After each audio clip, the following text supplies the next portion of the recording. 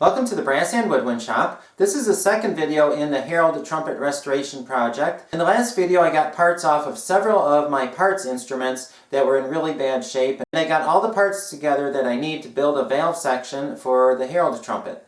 I already have one complete Herald Trumpet, which is good because I'm going to need some measurements off of this one to measure the lead pipe and the other tubing. If the length of the tubing is wrong, the pitch of the instrument will be off and it will not be in tune. The valve cluster that I'm using for this is from a Cornet, and the reason I'm using a Cornet valve cluster is because I had a Cornet with a good valve section and the bell was ripped off of it, and I do not have an old trumpet with a good valve cluster that I could use for this project. Someone brought it to my attention that the bore on the Cornet is a little bit larger than the bore on the trumpet, and that is true. I didn't think of it as I was working on it, but I realized it later. But I'm just going to go with it because it will probably not make that much difference in the sound. And also think of it this way. When you get a little bit of lime buildup inside of a Cornet, the bore of the Cornet is effectively smaller anyway. Also, when you pull out a tuning slide a little bit, there is a larger bore inside of there where the tuning slide has been pulled out. So I don't think it's going to make a lot of difference in the sound. If I ever go to sell the Herald Trumpet, I will let the people know that it came from a Cornet valve cluster and they can do with it as they please. So if somebody likes the sound of the instrument, they probably will not care if it came from a Cornet or a trumpet valve cluster. I do not know how far I'm going to get on this today, but I'm going to start with the valve cluster and I'm going to clean up all the solder joints. When I took it apart, there were a whole bunch of solder joints, and I'm going to clean those up. I think, what is that, probably at least 10 solder joints on here, and then another 5 solder joints, or 4 solder joints on the lead pipe. I put a slide expander in the vise, and I use that to hold the instrument while I'm working on it. Now I'm going to clean up the solder joints, and the way you do that is heat it up to 450 degrees, and once you get it up to temperature, the solder melts, and then you can wipe it off. And you have to be careful when you do this not to burn yourself, but if you do it really quickly, you will not. And also, keep about 4 layers of the t-shirt type material in between your fingers and the metal, and that keeps them from getting burned. So what I'm doing is heating it up, and then I'm keeping an eye on it. I can tell when it melts, and as soon as it melts, I quick wipe off the liquid solder. A lot of people ask me what type of torch I have, and it's an acetylene torch. And I do not have oxyacetylene. I don't have the pressurized oxygen here. This torch works for almost everything that I need it to work for. And you usually do not need to heat things up super hot in band instrument repair. Usually 450 degrees will work. Sometimes you need to heat it up to about 1400 for silver solder joints. But usually I don't do that many silver solder joints. And this will go up to 1400 degrees, it just takes longer.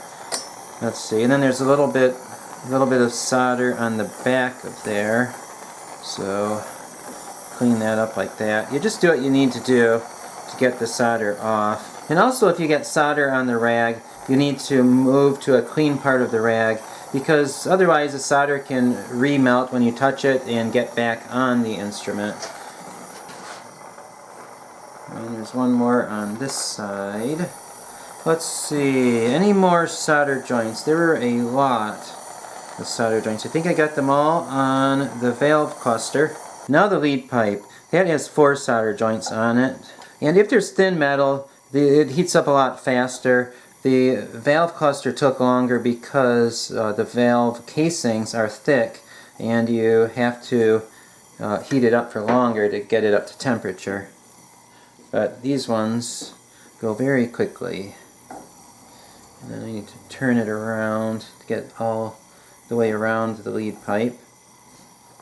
When you clean up solder, it does not take away all the solder. There's an extremely thin layer that's actually gone into the metal ever so slightly, and that you cannot clean up with a rag by heating and wiping, and that you need to get off by buffing. I am going to buff off all the solder, but I'm going to chem clean the instrument first. I'm going to do that now. These are the parts I'm going to chem clean, and these are the parts I'm not going to chem clean. Springs should not be chem cleaned because the chemicals can eat at the springs. And finger buttons should not be chem cleaned because the chemicals can eat at the pearls, although I don't know if this is pearls. Actually, I think 2 of these are pearl and 1 is plastic. Anyway, I'm not going to put them in there. And then some smaller parts, I'm just going to clean these up by hand. I have a bucket with some holes in it to let in and out the chemicals, and I'm going to put the parts in there. And if you want to learn more about chemical cleaning, I did a video on chemical cleaning, and also the last series of videos I did on the Cornet restoration project. I went into chemicals in depth in there, so I'm not going to go into it quite as much in depth this time. I'll leave the link to those videos in the description below, and I'll take you to my chem cleaning room now. This is my chemical tank. I'm going to leave this in there for probably about 10 minutes. And everything fits in the bucket this time. Usually I have to hang the body of the instrument on the side of the container, but this time I do not. While the parts are soaking in the chemicals, I'm going to cut this tubing. This tubing came from Allied Supply in Elkhorn, Wisconsin. They supply a lot of my parts and supplies for band instrument repair, and they have this tubing. It's usually used for tuning slides. If a tuning slide gets damaged, you can cut what you need off of here and then replace it. There are all different sizes to fit different sizes of tubing. So I ordered the tubing for Olds Instruments, which is the right size, and the bell section fits into this tubing. So I'm going to use that for the part that goes into the bell section. This is the section that the bell goes into, so I'm going to use this tubing on that. On the other side there's a section of tubing, and that provides some more strength for the lead pipe since it does stick out pretty far. You want a little more strength right here so that it doesn't bend easily. So I'm going to cut a section for that too. I'm lining the tubing up, and I'm going to mark how long it needs to be. And that looks good. And then I'm going to cut it with a tubing cutter. And if any of you have ever done plumbing, you've probably seen one of these before.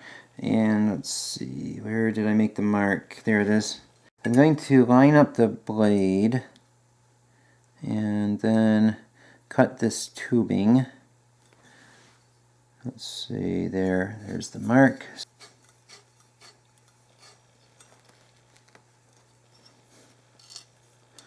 Okay, there goes the tubing.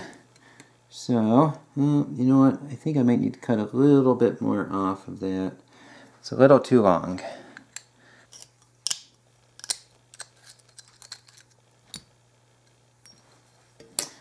Okay, that's good. So here's the tubing for the bell section.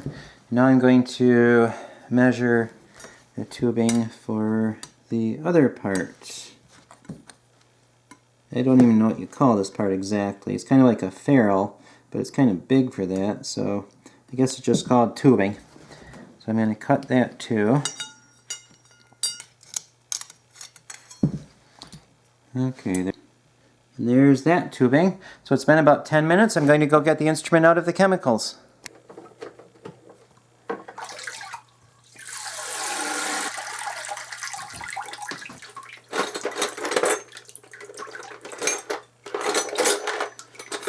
And you have to dump out the chemicals that are in the crooks of the instrument.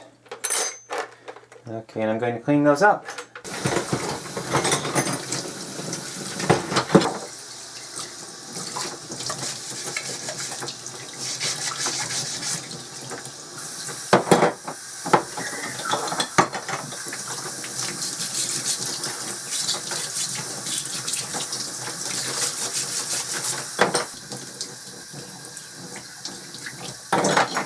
And I did notice that the lead pipe was very dirty when I took apart the instrument, so I'm going to clean that up extra good. I may have to put this in the chemicals again. I'll have to see how it turns out when it's done.